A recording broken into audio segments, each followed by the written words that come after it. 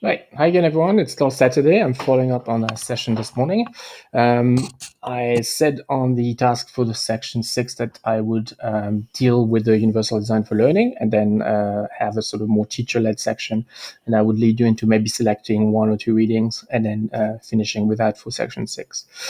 So it'll be in two parts because I'm using material that's a bit long and I'm wary of creating videos that are just too long. To tell you the truth, this is material that I've used in the past, so I've adapted it slightly for you. I do a lot of consultancy around UDL, and this is sort of slides that I've used recently. In March, before the whole COVID thing erupted, I did a training at the BCIT, which is the BC Institute of Technology.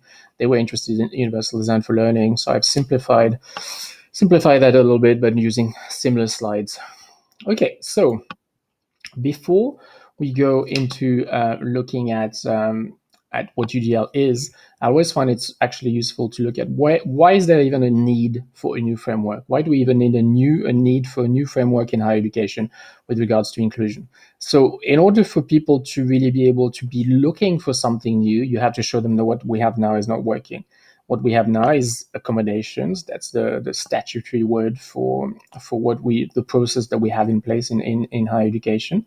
So we're going to look at what's not working with the accommodations, and that will give us a ground to look at why is UDL unique, why is it innovative, why is it helping.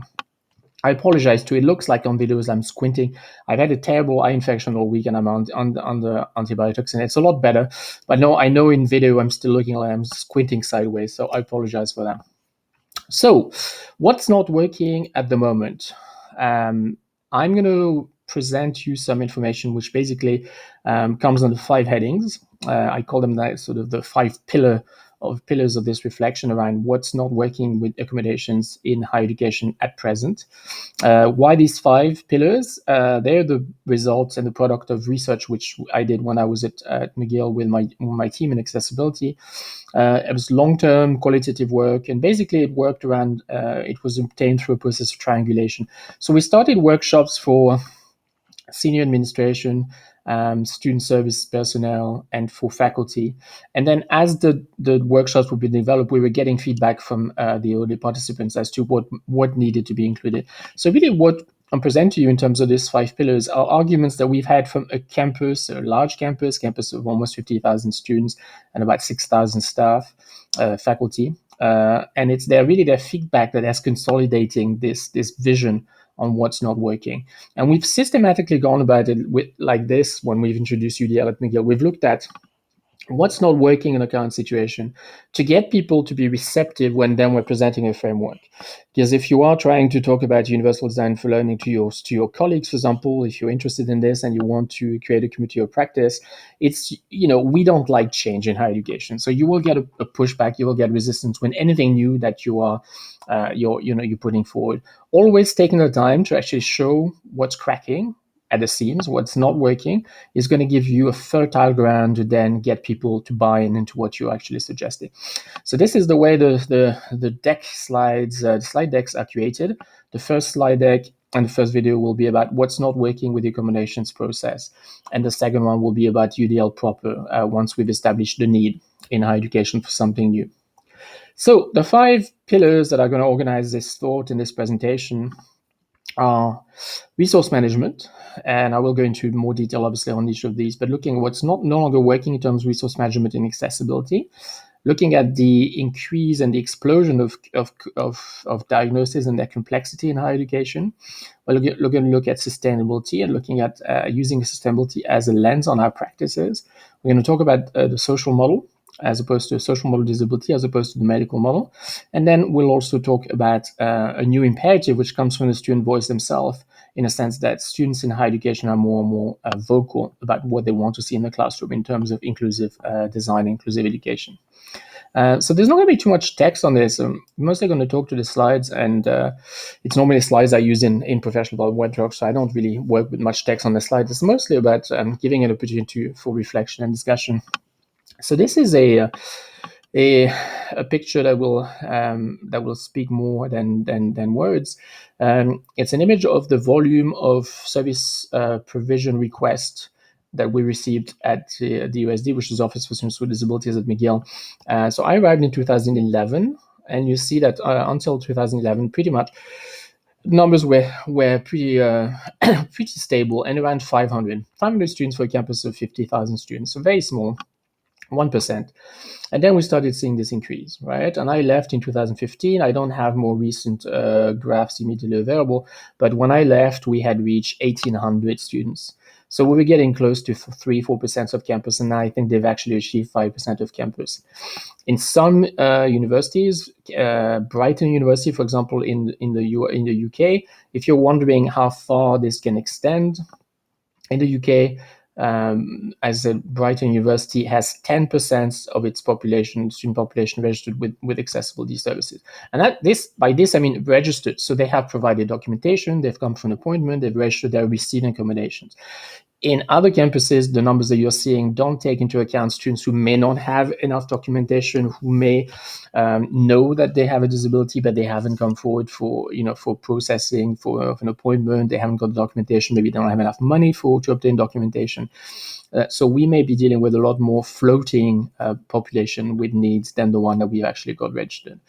So if you step back and you look at this, not from a practitioner, from a lecturer point of view, that's what you're doing in the Form 6 activity. But if you're stepping back and you're looking at the whole scale of your campuses, and you're looking at this from a very systemic sort of picture, from a senior administration perspective, once you see those numbers, you know there's something wrong. Accommodations are a process which were created, post-war, 1970s, when the Americans with Disabilities Act came up in the US. We pretty much copied that legislation and prepared for similar needs and similar claims from students, and we created accessibility services in each of our campuses.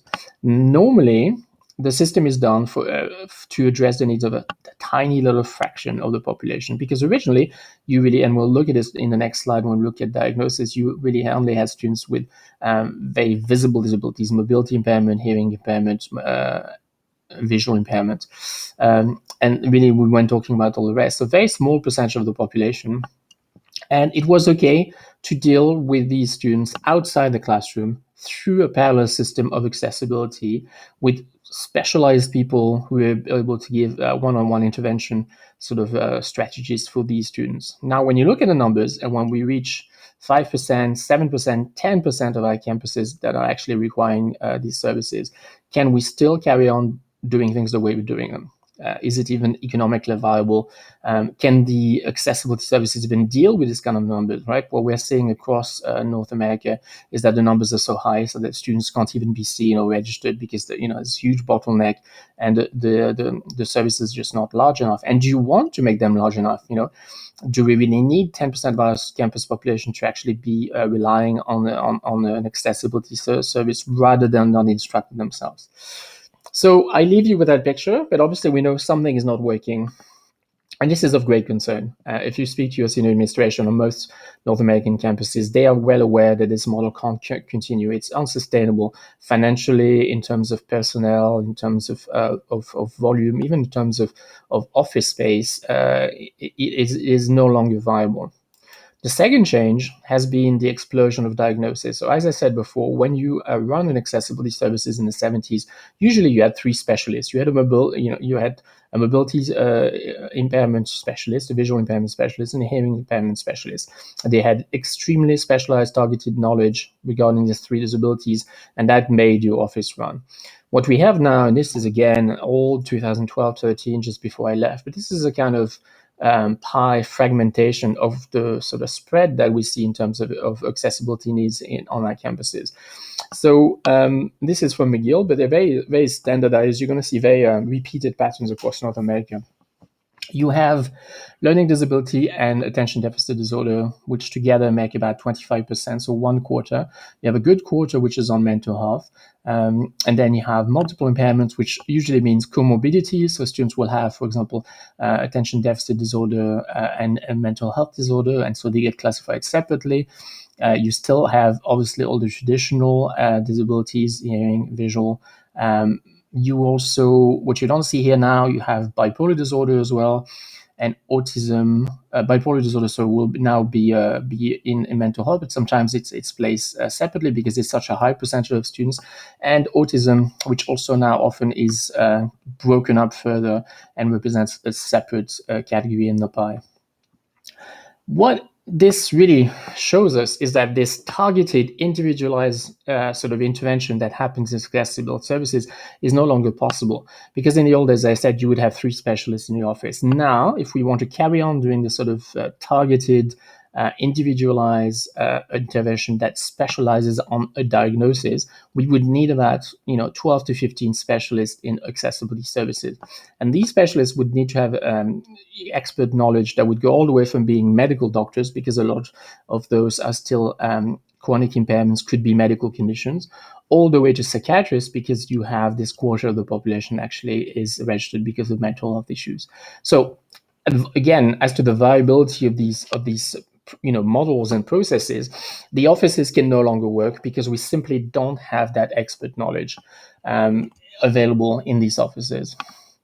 Should we even have the hope of finding that expert knowledge? Maybe that's something that today we can start breaking up. Do we have to be an expert on diagnosis to be able to offer accessibility?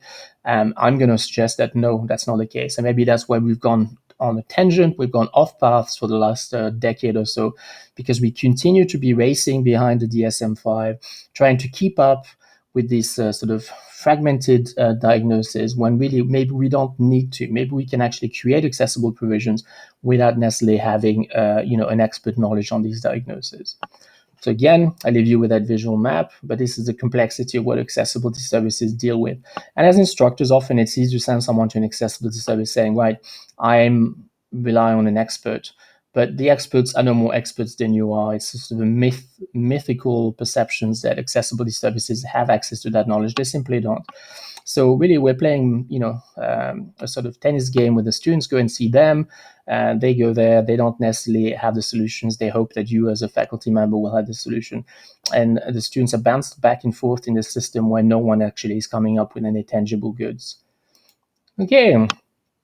In terms of complexity of diagnosis, people often ask why.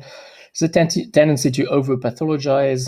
You've probably heard that the DSM-5, which is the sort of Bible of diagnosis, has been so extended that just about every human behavior now lands in the DSM-5. People forget that really to be a dysfunction and impairment, it doesn't just have to be listed in DSM-5.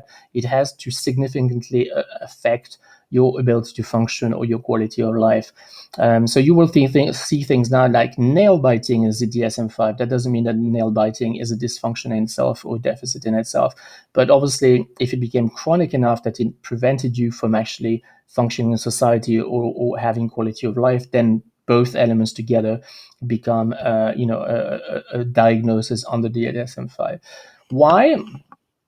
We forget again, this saying that, I know, what is it? If the US sneeze, Canada coughs. We follow very much American culture, even if we pretend that we don't, or we pride ourselves on not doing so. But certainly in this respect, we follow the US. The DSM-5 really has a relevance within the US itself. And when it's been extended and that sort of over-pathologization has happened, it has reasons within the US society and economy, less so in Canada, but we followed suit because we find ourselves very difficult to distance ourselves from whatever happens in the US. So why has it exploded, and what's the context in the US? You cannot be reimbursed if you have private insurance. You cannot be reimbursed for treatment if something is not listed on the DSM-5. So in an effort to make sure that insurance companies were able to actually fully address the needs of people who were lucky enough to have a medical insurance in the US, any diagnosis that might pop up for reimbursement had to be listed in DSM-5. And that's really, admittedly, even by the editors, the only reason why it's been widened so much. But the impact has been that as a society, we tend to also be over-focused on diagnosis, right? And we turn to DSM-5 as if it has all our answers. And certainly in universities and in colleges, we tend to do that too. We're going to argue that maybe we don't need to be that focused. The culture of referral that I list on the slide, again, is this notion that we have, and it's a phenomenon that we see in most educational contexts in the 21st century, is this notion that we always look to someone else to have that expert knowledge. So I'm an instructor, I don't understand about bipolar disorder or ADHD. I look to an expert outside the class to solve the problem, to find my solutions. It happens in K-12, it happens in colleges, happens in higher education. We're going to need to see how we can switch this cultural referral back to re-empower ourselves as educators, to realize that actually we have the design solutions in our classrooms. We don't have to have this idealistic hope that someone is going to be available with all the solutions, because there is no one that has all the solutions. As I said, accessibility services certainly don't have that expert staffing that would enable us to have ready-made solutions. Sustainability. So this is something which is not always cited when it comes to accessibility, but we were lucky enough at McGill that we had a sustainability office that was working on Vision 2020 at the time, which was their sustainability plan for the whole campus. And they insisted very on and saying inclusion and accessibility should be part of Vision 2020 and should be listed in terms of sustainability, of campus sustainability. So we were lucky enough to be able to work with them in this partnership and to use the same vocabulary that they did, and to equally start talking about sustainability when we were talking about UDL and talking about accessibility.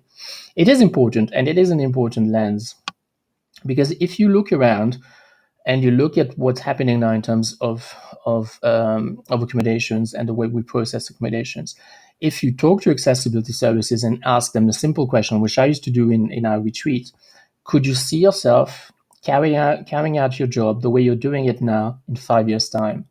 You will have a unanimous no.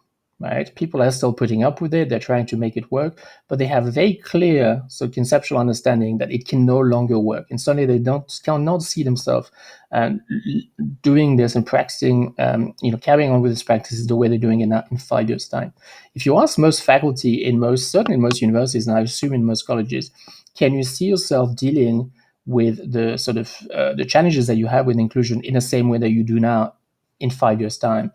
Pretty much you get the same unanimous response in rooms, and you get faculty saying, no, we can't, because they feel too that it's cracking, it's not helpful to them.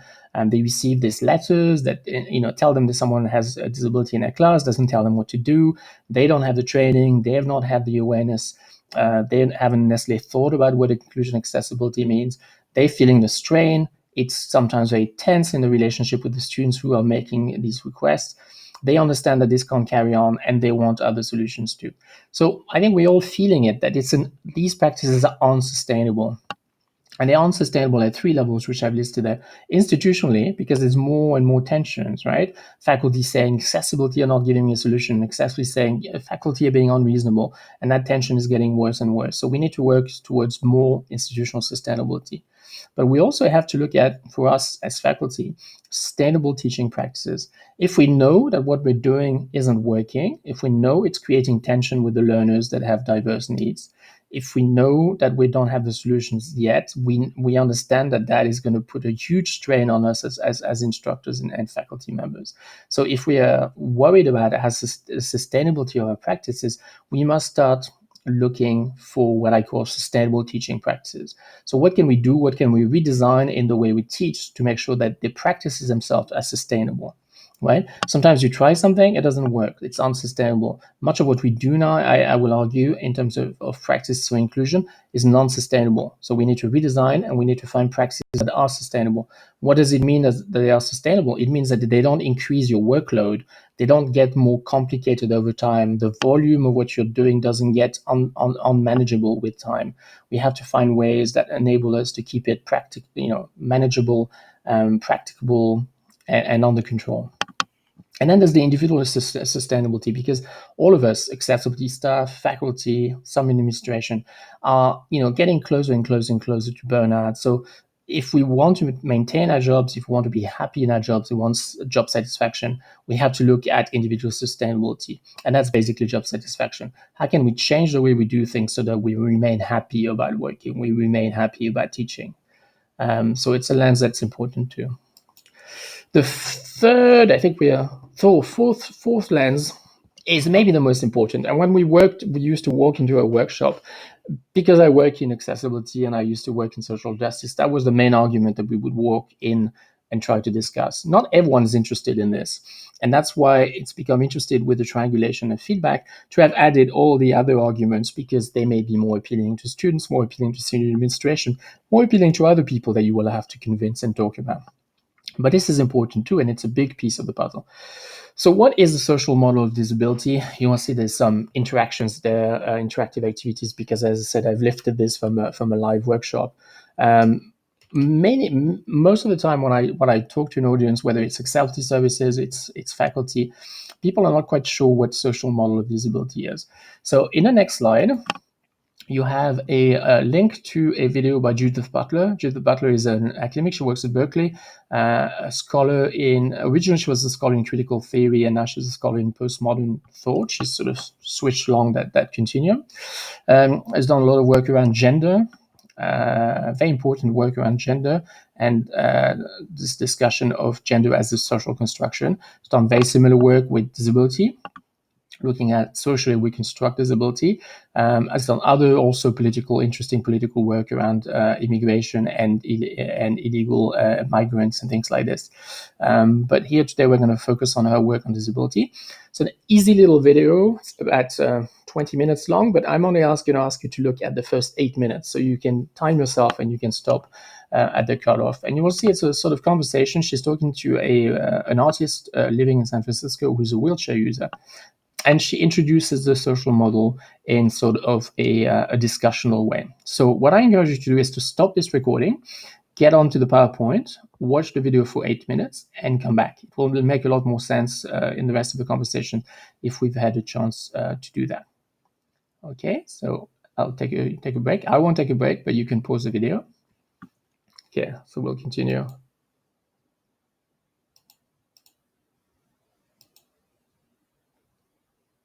I had added some slides there, so I'm actually going to, you will see that there's the slide deck that I will be posting will be much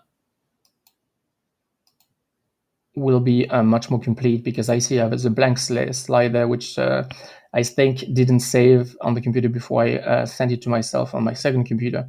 You've got a couple more videos as well that I'll let you watch. One from Scoop, which is a disability organization in the UK, and another one which is old, from the 70s and quite tongue-in-cheek. You'll see it's scratchy image. It's been done a long time ago, sort of a cartoon, but it's really quite good to make people understand the social model of disability. So hopefully by now you've watched all of these and you're a bit sort of more au fait with what the social model of disability is. Basically, what a social model of disability does, which is that eureka moment for practitioners, so whether in accessibility or in teaching, is to make a distinction between disability and impairment. And you will have heard it in the Judith Butler video. Impairment is our individual embodiment. Yes, we're not the same. Yes, people sometimes are missing a limb, or they have difficulties doing certain things, or they have certain limitations. That's our individual embodiment. But disability, the social model of disability scholars argue that disability is not quite that. It's distinct from impairment. That disability is actually an interaction. So it's a perception that happens in an interaction. And in that interaction is between the person and the environment, between our individual embodiment and the expectations of the environment. So you hear it in the video with Judith Butler when she says, the artist says, I moved to San Francisco because it's an accessible city. So if you're a wheelchair user, scholars that work within a social model of disability are going to say the person doesn't have only has a perception of disability when they're in an environment that hasn't been built for them. So she lives in San Francisco. She can get to a job. She can get to a leisure, places of leisure. She can go to watch a movie. She can get on the bus. It would be argued that that person does not have a perception of disability as she gets on with her life. Now, you move that person to Montreal, for example, where public transport is generally not accessible. A lot of employment workplace are still not accessible. Certainly a lot of leisure centers and places of leisure are not accessible. Suddenly, a person in those circumstances who's a wheelchair user is going to have continuously throughout the day the perception that they're disabled. They're not disabled because of their embodiment, because of their impairment. They're disabled because they are confronted with design around them who are not aligned with the way they function. So it's an interesting concept, and for a lot of people, it's really a eureka moment, because it's when you realize that really disability is a social construct. that there is no such thing as people who are able-bodied and disabled. We are all on a spectrum, and the degree to which we feel disabled, it depends on the context around us and whether the environment around us has been built with our embodiment in mind or whether it's not been built with our embodiment in mind.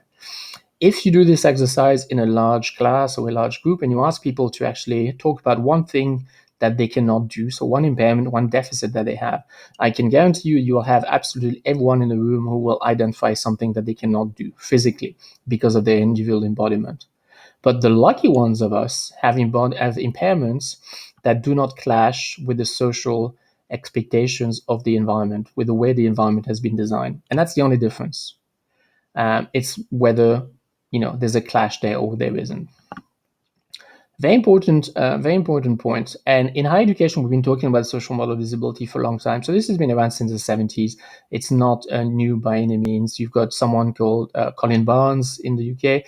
You've got another gentleman called Tom Shakespeare, the scholar, disability studies scholars who've been talking about a social model for 30 years, 40 years now. People embrace it. People generally find it a very, very pertinent theory. What's hard is translate it into everyday practice. Yes, we understand that disability is actually that clash between the way we design and people's individual embodiments.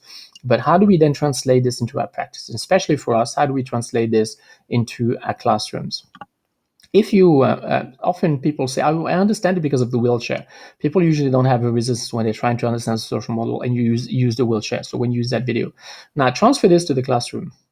When you work in accessibility in higher education, and we have a colleague in your cohort who works in accessibility, so she can vouch for this, hopefully. But if you work in accessibility in higher education, you will have students, for example, with ADHD, and they will not systematically use your services of accessibility throughout their time in college or in university. They will come in, and at times they're really drowning, and they really need a lot of support, and they're coming in for a lot of interventions. And then you may not see them for a long time. And then they will be coming back in, and then they'll be requiring a lot of support again. Meaning, and you see this in the grades too, if you have access to their grades, that at times they are outperforming the peers, and at times they are very challenged and really performing much less well than their peers. So why might you be observing this, right? Because if ADHD is an impairment, if it's a disability which is classified as, you would be seeing them underperforming all the time, requiring support all the time, being challenged all the time. And that's definitely not what we see. We see them highly autonomous and performing well at times, and then coming back and being really challenged by the same environment. So when you analyze this, and I'll let you time to think about it, you will realize quickly that really the only difference is the sort of courses that they're enrolled in. And that if the courses themselves are designed in certain particular ways, active learning, creative assessment, a lot of room for taking the limelight, for taking on different roles. Students with ADHD actually are not disabled at all by the classroom environment. Yes, it might still be classified in DSM-5 as a disability, but they don't live it as a disability. It might actually help them a lot because actually it might actually really boost their motivation with regards to a lot of the tasks that are being put forward, because ADHD can be something which is very stimulating if you like things that are constantly changing, things that are really active, things that are really dynamic. But if you put the same students in the following semester in a course which is very traditional, very lecture style, 3-hour sort of classes, traditional assessment, summative assessment, long assessment, no change of roles, lots of note takings, you will have these students underperforming, because then obviously their individual embodiment then clashes directly with the way the classroom and the assessment is designed. So that will help you transfer this notion of disability as a social construct from the example of the streets and the wheelchair into the classroom, and seeing how really this is a very pertinent construction of disability, and something that then has a lot of impact on the way we see an environment. Because obviously the moment you start realizing that disability is a social construct, you are taken from a passive role as instructor, where you would normally say, oh, this person has a special need, this person is exceptional, I have to send them to accessibility, someone else has to find a solution. The social model suddenly questions that relationships and enables you to say, hang on, that person is only going to be disabled in my class if I design my instruction, my assessment in a way that clashes with their particular way of functioning. Therefore, it re-empowers you, an instructor, to suddenly say, I don't necessarily need someone else. I don't need a referral. I don't need accessibility. I need to actually think how to design for optimal flexibility, for optimal access to the people, to the students that are likely to be in my classroom. And the great thing with the social model disability is you don't even need to meet the students. You can already hypothesize as you begin a course that you will have a percentage of students in your class that require flexibility. So how can you design for optimal flexibility? How can you design to include these learners rather than design in a way that's going to make them feel and have a perception of disability during your class? Okay, so we'll come back to that. Again, this slide will be filled in the version that I load. I just didn't click the save button before I set it to myself. The last argument for change. So yes, so why is there a need for change? So again, the social model of disability has been around for a long time. People sort of acknowledge the validity and the pertinence of this theory, but we've never really thought about how to implement it in higher ed.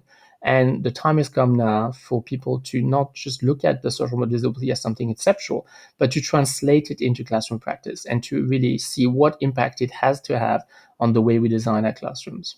Okay. The last point I wanted to raise in terms of needs and changing needs and pressure that we are feeling in higher education are students' expectations.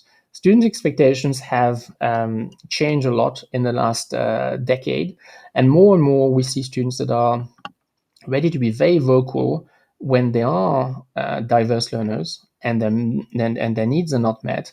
They are willing to challenge the environment in which they are. So you probably encounter this with individual students, people being very ready to come forward and say, I need this, I need this. The way you're teaching, the way you're assessing is not meeting my needs. There are a lot of reasons probably why we're seeing this. There's definitely less stigmatization around, less stigma around disability. You have the wave that we're seeing, and the reason why those demographics have increased in higher ed is because we've had inclusive provisions in K-12.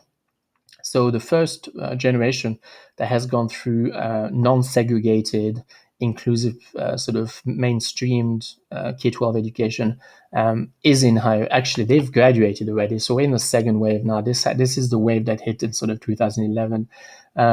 So we have a lot of students in higher education who have been supported through inclusive measures through K-12, and they are not quite ready to come into an environment that hasn't gone through the same reflection, is not able to provide the same sort of provisions. What they're going to challenge us on is the fact that accommodations traditionally have been designed as something that's delivered outside the classroom. It's not your issue as an instructor. Students go somewhere else and they get their needs addressed by accessibility services.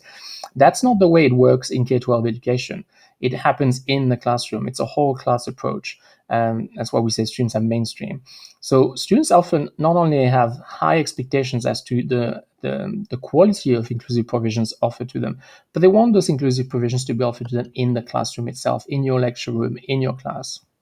They are not happy about being sent to an accessibility office. They're not happy to be stigmatized, to be labeled, to be told to go somewhere else. They really have the expectations that you're going to be flexible enough to provide these inclusive provisions within your class itself. So there's a really strong clash of culture there, and a clash of culture that we haven't managed to solve yet, because universities have only been challenged by this for the last sort of 5-6 years, and they're still reluctant to rethink the way they conceive teaching, because up to now, yes, there's been accommodation, yes, it's been thought of, but it's always been thought of from a human rights perspective, and always in terms of go somewhere else and someone else will help you. It's never been thought in terms of what happens in the classroom itself. How can the classroom itself be a catalysis for inclusive teaching in situ, in the place itself? So an anecdote I say anecdotes from my own practice. An anecdote that happened in 2015 before I left McGill. We had a student with a vision impairment, a significant vision impairment, but the only accommodation she required was in large text. And McGill still has finals. Finals happen in the gym and enormous sort of enormous halls that hold about 1,000 students. And so because they're so large and because there's such volume, really for finals, there's no choice. If you have a disability and you want accommodations, you have to opt out. And then you take your exams in much smaller rooms under the supervision of accessibility services. She sent us a letter and said, I only need enlarged text. and I don't want to be separated from my peers when I'm taking exams. I'd like my enlarged text to be available in the main exam room. Accessibility, we were willing, but said we'll check. But it also involves exam services in the whole campus.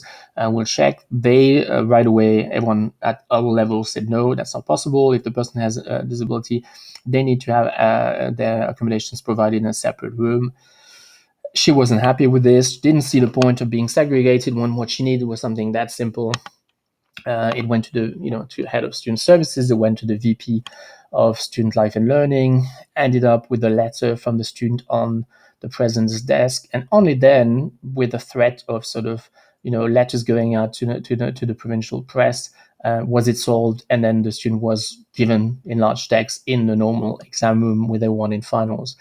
So it can seem stubborn, but you are going to see students that are going to be very aware of the symbolism behind these gestures and these practices, and they're going to want to have that inclusion happen in the classroom. They don't want to be labeled. They don't want to separate it. They don't want to be segregated.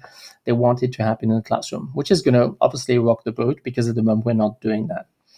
There's another example on this slide, which is a case that happened at York a few years back, and you can read the coverage if you want. And there's a video too. Students was a graduate student who wanted accommodations, but she did not want to disclose to the university what her mental health diagnosis was. The irony, obviously, of this is her argument was that she didn't want to be labeled. She didn't want to have to explain to people within the university why she had, what mental health diagnosis she had. She just wanted inclusive teaching. And the accessibility services got stubborn. They said no. They wanted a full diagnosis, which listed the actual diagnosed mental health diagnosis. She went to the Human Rights Commission, and also the irony is that she didn't want to out herself, but she outed herself provincially. She argues it well, and she's been in the press a couple of times and said how important it was for her to go through this process. And although obviously it backfired on her because she was outed and in public, she wanted to go through this process to make sure that other students wouldn't have to. And she was successful. And the Human Rights Commission in Ontario has sent since then policy documents to all universities and colleges in Ontario, stating that actually a simple note from a therapist or a psychiatrist stating that the students require provisions for inclusive teaching would be sufficient, and that diagnosis was not required for a university to have to act on that. So this is the sort of advocacy piece, self-advocacy piece that you're going to see more and more from students. We're not ready for that at the moment, and we're not dealing with it well.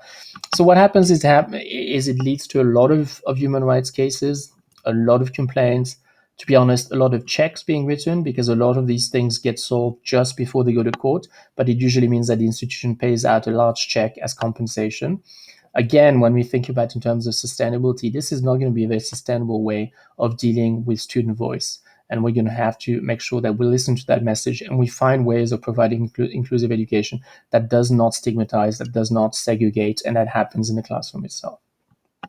So you've had those 5 points, and I've listed there. So now we're in a much stronger place to be looking for something new and to maybe start talking about universal design, because you see that really what we've described is a system that's antiquated, that has had justifications that are now 40, 50 years old, that is no longer suitable for the reality that we face, and that is constantly being challenged and pushed to its limits. So that is why we need to have something new. Now, I hope that in your homes you're all nodding and saying yes. When I do this in public, it's very rare that I have someone says, "Oh, I have never felt this." Usually, you get lots of nods and lots of acknowledgement that yes, they feel the pressure, and they are, and that's exactly you've got them to the point where they are ready to acknowledge and embrace the fact that yes, what they're doing daily doesn't work. So what else could we do? So this is when UDL is going to come in handy. And the next part of these slides will explain what UDL is, but I just wanted to at least give you a little hint before we move on to the next section. So it's difficult to define UDL, and if you Google it, I think you're about 2 million hits. You might be getting more than that now, because there's so much more work. There's so much information that it can get daunting. And the aim of this session, section 6, is to give you just enough information that you're autonomous in your exploration of universal design for learning. We don't want you to get scared in the headlights because there's just so much out there. Now, the difficulty is to define it. And when I worked at McGill, we worked very hard at trying to come up with a definition that was clear enough, but not reductionist either, that it left out things or seemed too simplistic. So I'm just going to move the camera shot there. And I'm going to read this to you, and then I'm going to explain the difference. So universal design for learning is a sustainable, environment-focused framework to manage diversity in the classroom, which rejects the deficit model, shifts the spotlights away from the learner onto the instructor, brings to the forefront the notion of user-friendly design in instruction and assessment. It translates the social model disability into classroom practices. So let's start this again.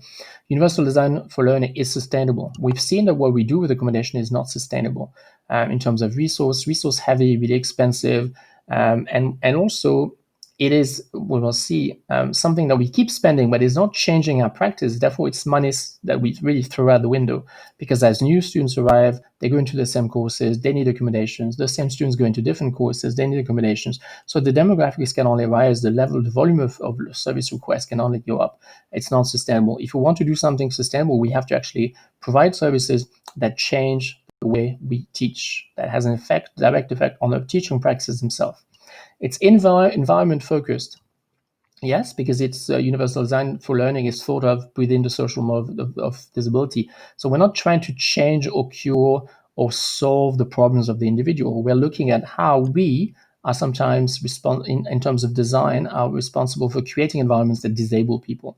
So it's environment focused. The burden is on the environment and the person designing the environment or designing the learning experience to be designing in a way that doesn't create perceptions of disability. To manage diversity in the classroom, you will see, and we will talk about this, that UDL is particularly well suited. It was really designed originally for students with disabilities, but it works well for students, indigenous students, for international students, because the barriers they're facing are very similar, right? Once you start looking at the environment, you shift from a deficit perspective, there's a problem with that student, to saying, oh, there are barriers in this environment, there are barriers, challenges. And as a designer, we can remove these challenges, we can remove these barriers. And once you shift to that sort of barriers analysis rather than a diagnosis analysis, once you shift to the barriers analysis, you will realize that the barriers that are experienced by students with disabilities are the same that are experienced by students who are indigenous or who are first generation or who are international. So really, the solutions that you're going to find are going to work for the full spectrum of diversity in the classroom. It rejects the deficit model, again, because it focuses on your role as designer, not on the exceptionality of individual learners. Shifts the spotlight away from the learner to the instructor, because we're no longer trying to do targeted individual remediation within students. We are now saying, actually, we can avoid all this if we, from the get-go, design in a way that is as accessible as possible. So let's do our job as instructor to make sure that we don't create barriers when there's no need for barriers to be. It brings forward to the forefront the notion of user-friendly design. So this is interesting, right? Once we acknowledge and embrace the fact that we are designers and we can design learning experiences that are disabling or that are not disabling, once we realize that, we are looking for support, we're looking for guidelines. So the focus is now going to be about giving people guidelines for what's user-friendly design. So what is the way we can design that makes the most sense for the people that are at the center of these learning experiences? Okay, and it translates to social model disability. Well, now you've watched the videos, and by now you realize that if we are trying to say disability is not something that's inherent to the person, it's something which is in the interaction between the person and the environment, then the environment itself needs to change the way it proceeds and creates practices in order to avoid this tension between individual embodiments and the way we design. And that's where UDL is going to place itself. It's going to say, well, that's exactly what UDL wants to do. It wants to design with more flexibility, design more inclusively. So it translates the social model into classroom. So in a way, it gets us unstuck, because as I have said to you, we've talked about the social model disability in higher education for now nearly 40 years, but we don't always see how it applies to our classroom. UDL gives us this clue. It's going to give us this key as to how we look at this conceptually and then use it to change the way we teach. So you've got some references there, and I'm going to leave it there. at this point, all you've identified is the need for change and the acknowledgement that the accommodations system is no longer working, and 5 reasons why it's no longer working. And in the next little segments, I'm starting to think in French and finding it really hard to talk. So I may be taking a little break, but I will do the second part on universal design for learning itself, and I will post it in a little bit. Okay. See you shortly.